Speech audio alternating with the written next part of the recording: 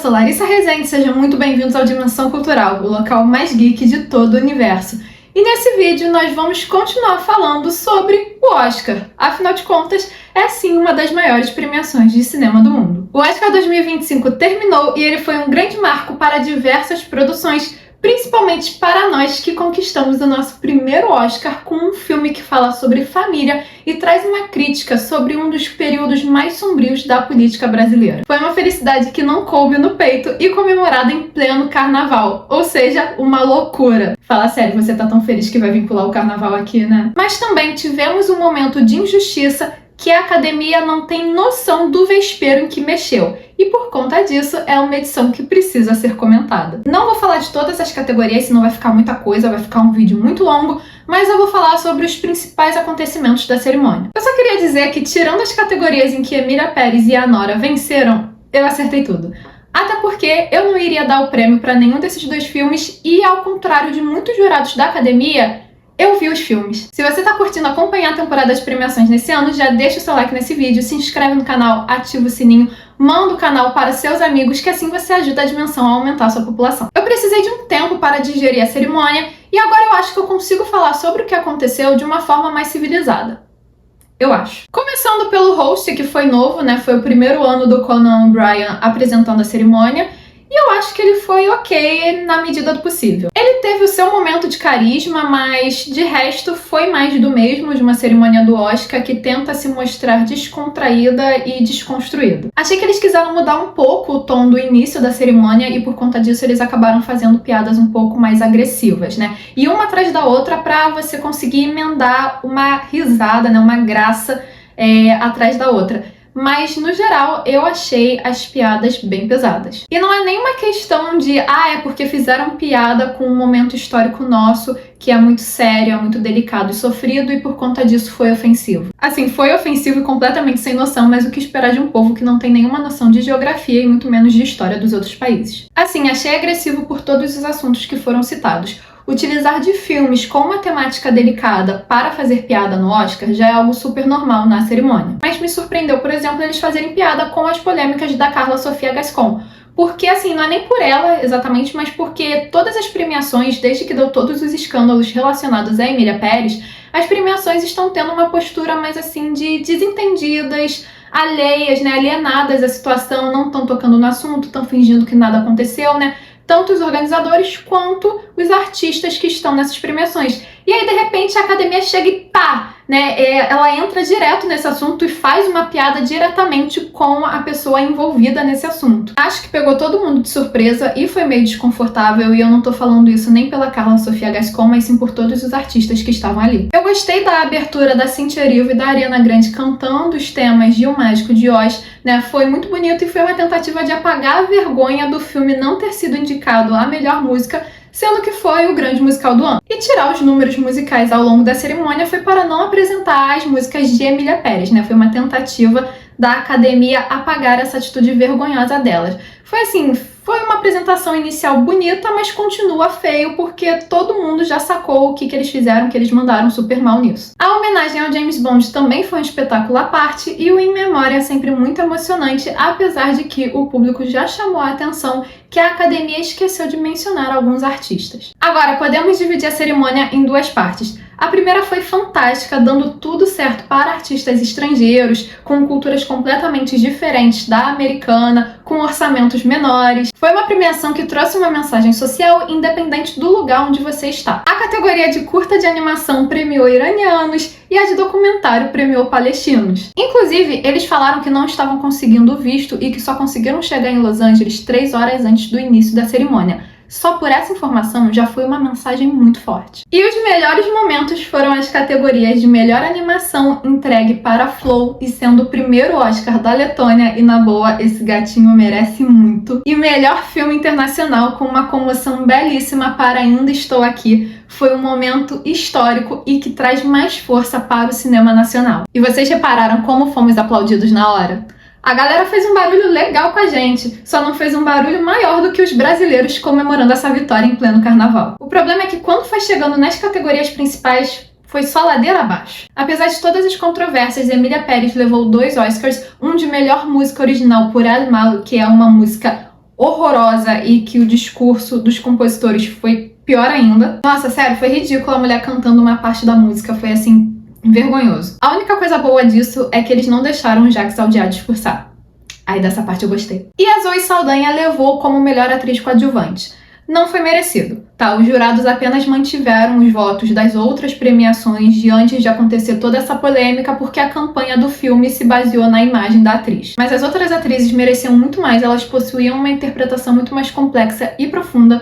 Eu tava na torcida pela Isabella Rossellini, mas a Felicity Jones também foi ótima em O Brutalista, então eu ficaria muito feliz se ela vencesse também. Mas a pior coisa disso foi o discurso da Zoe Saldanha, completamente apelativo e tentando exagerar na dramaticidade. Se alguém acreditou naquilo, eu não sei. Foi um discurso com cara de choro, sem derramar uma lágrima, tentando exaltar sua ascendência dominicana, forçando um sotaque espanhol que sabemos que não existe e dizendo que é a primeira atriz de ascendência dominicana a vencer o Oscar. Algo completamente pedante. De fato, ela é a primeira mulher de ascendência dominicana a vencer o Oscar, mas ela ainda é americana. Se fosse a primeira dominicana, aí sim, de fato, seria algo histórico. No geral, foi algo manipulado pela produção do filme que direcionou todos os discursos da atriz em todos os prêmios que ela venceu e foi algo vergonhoso para sua carreira, né? Se deixar rebaixar a isso, a ser manipulada dessa forma. E depois, na entrevista pós-cerimônia, ao ser questionada sobre as polêmicas envolvendo a representatividade do México, ela disse que o filme não falava sobre o México, e sim sobre a vida de 4 mulheres. Então por que não fizeram uma história que se passa na França? Porque se o filme fala sobre mulheres, o cenário não faria diferença. Por que usaram a questão dos cartéis mexicanos? Teria sido muito mais digno se desculpar por conta desse filme horrendo. A vitória do Kieran Culkin não foi surpresa pra ninguém, e o Adrien Brody não entendeu que não era para o discurso dele ter a mesma duração do filme, né? Foi super arrogante por parte do ator ter ficado lá por mais de 5 minutos, cansou todo mundo e foi o único discurso que eu não prestei atenção. Chamar a atenção da academia por interromper o discurso do artista através da música é uma coisa, realmente de vez em quando a academia precisa levar esse tapa. Mas falar por 5 minutos foi prepotência. E eu ainda acho que o Ralph Fiennes merecia muito mais essa categoria. Inclusive, toda vez que a câmera focava nele, ele tava com uma cara séria. Tipo, ele tava muito doido pra mandar uma Avada Kedavra em alguém. Chegamos na categoria de melhor atriz e também a maior decepção da noite.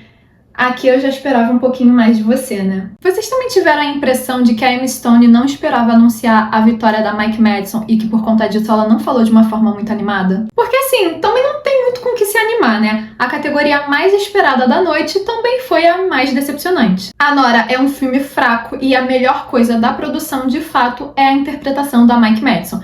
Ela tá ótima, mas não é uma performance digna de Oscar. É só uma interpretação que entrega o que o cinema americano gosta. Uma mulher jovem, sexualizada e sendo salva por um homem. Foi um momento constrangedor quando vemos que era uma categoria que contava com Demi Moore sendo indicada por um filme que fala sobre etarismo e ela sofreu etarismo nesse momento na cerimônia. E a Fernanda Torres, que teve a interpretação mais complexa e intensa entre as candidatas, mas por ser uma brasileira em um filme em português, não levou a categoria. Isso depois de vários veículos americanos e britânicos terem falado que ela deveria vencer. Esse momento foi o grande símbolo do preconceito da academia e da prepotência americana que não ousa admitir que os estrangeiros fazem filmes melhores. E um sinal de que eles deveriam assistir mais filmes legendados. Quando Bong Joon-ho, diretor de Parasita, venceu o Oscar, ele mandou esse recado. Ele disse que se os americanos atravessarem a fronteira de 3 centímetros, que são as legendas, seriam apresentados a filmes fantásticos. Podemos ver que eles não aprenderam a lição. Mas sério, não podemos considerar como uma derrota porque a Fernanda Torres foi gigante durante toda a campanha do filme em relação ao Oscar, ela conquistou o público internacional e ela foi a grande vencedora moral da cerimônia. Mas teria doído menos se tivesse sido para Demi Moore, que também foi muito injustiçada e viveu o enredo de A Substância no Oscar. Não teria sido nem tão ruim se a estatueta tivesse ido para Cynthia Erivo, que era a grande azarada, né? Ninguém achava que ela ia vencer mesmo, mas que ela merecia também, pelo menos ela merecia mais do que a Mike Madison. A Cynthia, ela é uma baita atriz e ela tá a um Oscar de se tornar Ego. Eu não sei se a pronúncia é certa, mas pra mim é igual o crítico de Ratatouille. Então seria muito mais simbólico, uma vitória muito mais significativa e forte do que a vergonha que foi. Eu não vou nem falar da categoria de melhor diretor porque o Sean Baker não merecia e alguns diretores brilhantes e com trabalhos melhores nem foram indicados. Então eu vou direto para a categoria de melhor filme, que também foi decepcionante. Ainda Estou Aqui foi sim o melhor filme do ano e deveria ter sido indicado nas categorias de diretor e roteiro adaptado. Sabemos que não foi indicado por conta de Emília Pérez e a sua estratégia baixa para conseguir as indicações. Ainda assim, sabemos que seria muito difícil ganharmos essa categoria, então eu não vou nem entrar no tópico de que nós deveríamos ter vencido de Anora. Mas nós deveríamos ter vencido Anora. Mas tirando o nosso filme, os outros ainda eram bem melhores do que aquele que venceu. Em um ano com O Brutalista e Conclave, eles vão dar o prêmio para Anora, tínhamos filmes bem melhores na categoria principal, com histórias bem mais profundas e bem desenvolvidas a nível de roteiro, direção, edição.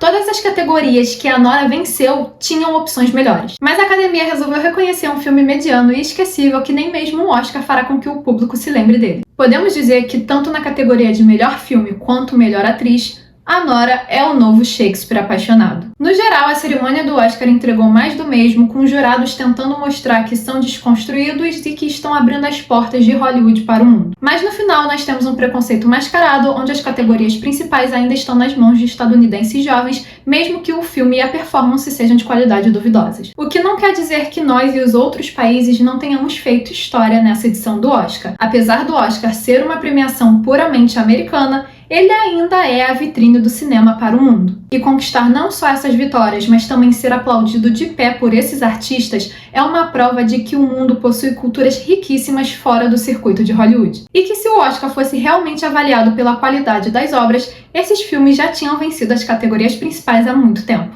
E esse foi apenas um resumo dos principais acontecimentos da cerimônia do Oscar. Mas agora eu quero saber de você, o que você achou dessa cerimônia? Você torceu muito para o Brasil, comemorou quando nós ganhamos, ficou arrasado com a injustiça da Fernanda Torres? O que você achou das outras categorias? Deixe a opinião de vocês aqui nos comentários e não se esqueça de curtir esse vídeo, de se inscrever no canal para continuar acompanhando as nossas aventuras. Vejo vocês na próxima!